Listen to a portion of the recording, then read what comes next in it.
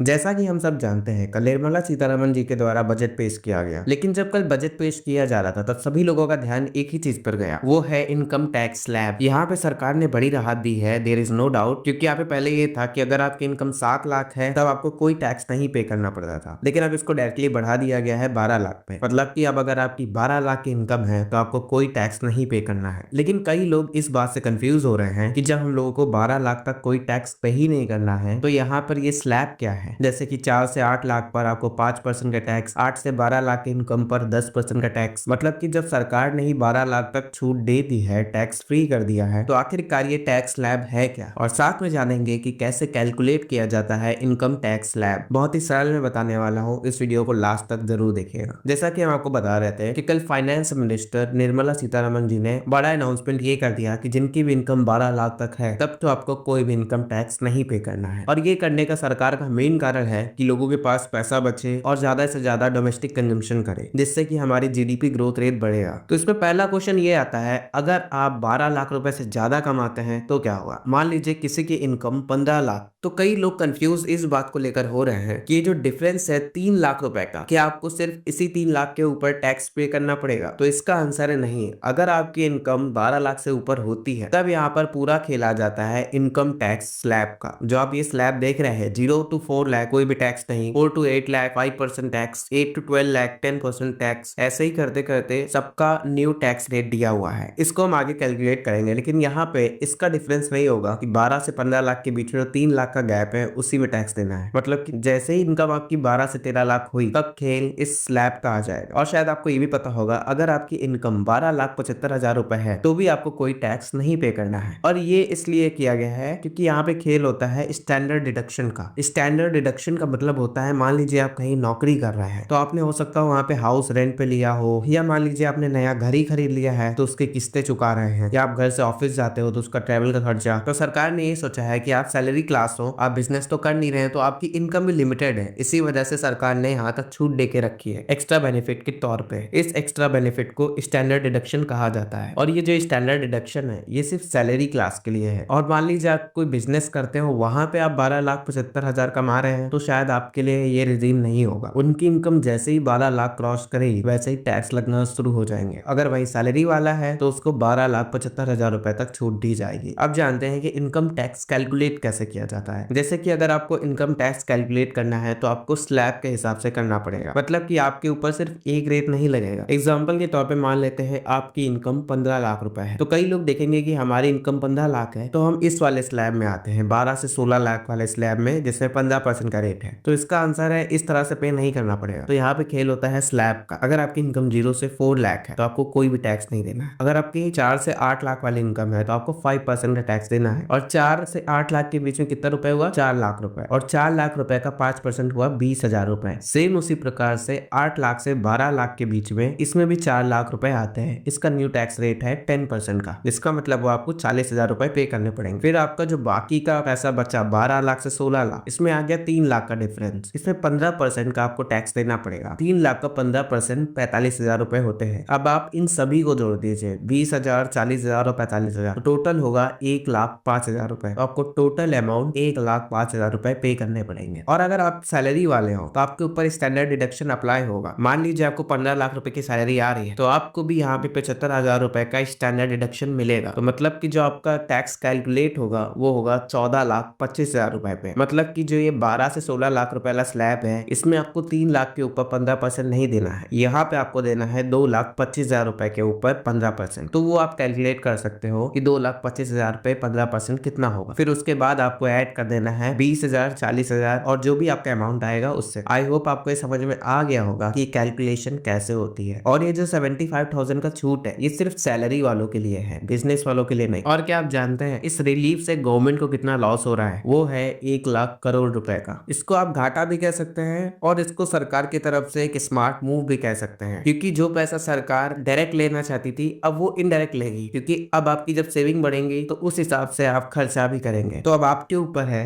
कि अब आप उस पैसे का क्या करेंगे। तो ये था पूरा एक्सप्लेनेशन कैसे इनकम टैक्स कैलकुलेट होता है। धन्यवाद।